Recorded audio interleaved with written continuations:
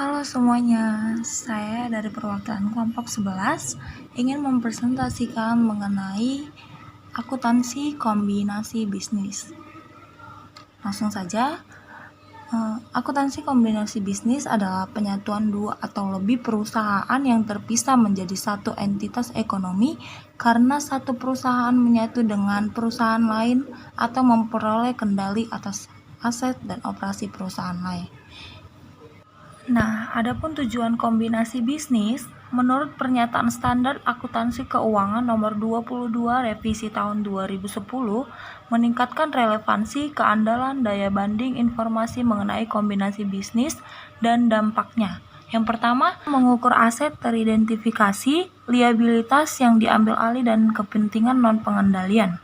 Yang kedua, mengakui dan mengukur goodwill atau keuntungan dari pembeli diskon. Yang ketiga, menentukan jenis informasi yang diungkapkan. Terdapat 3 bentuk dalam kombinasi bisnis. Yang pertama, merger, yaitu kombinasi bisnis di mana hanya satu perusahaan yang menggabungkan yang selamat dan perusahaan yang lain kehilangan identitasnya.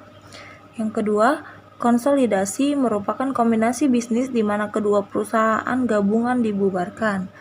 Yang ketiga, akuisisi saham terjadi ketika suatu perusahaan memperoleh hak suara perusahaan lain dan kedua perusahaan tersebut beroperasi sebagai badan hukum terpisah namun terkait. Penerapan metode akuisisi mensyaratkan 1. Pengidentifikasian pihak pengakuisisi, di mana pihak pengendali memperoleh pengendalian atas pihak yang diakuisisi dengan beberapa cara seperti dengan mengalihkan kas, setara kas, atau aset lainnya, dengan menimbulkan liabilitas atau kewajiban, dengan menerbitkan kepentingan ekuitas, dengan memberikan lebih dari satu jenis imbalan. Selanjutnya, penentuan tanggal akuisisi. Yang ketiga, pengakuan dan pengukuran nilai wajar aset teridentifikasi, liabilitas yang diambil alih, dan kepentingan non-pengendali.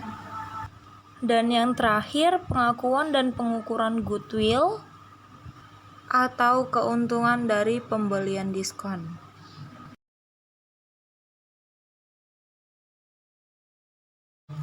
Nah, ini adalah penentuan harga akuisisi, biaya yang terkait dengan akuisisi, serta biaya registrasi saham.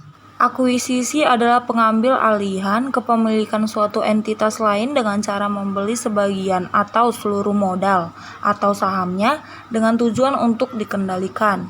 Harga akuisisi dicatat pada tanggal terjadinya transaksi sebesar harga perolehan. Penentuan nilai wajar pihak yang diakuisisi sesuai Pernyataan Standar Akuntansi Keuangan Nomor 22 Revisi 2010.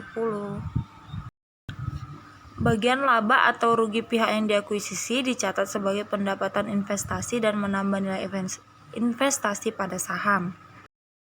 Oke, selanjutnya kita akan masuk pada contoh studi kasus untuk akuntansi kombinasi bisnis, yaitu pada Bank CMB Niaga. Sekian dulu dari kami. Terima kasih.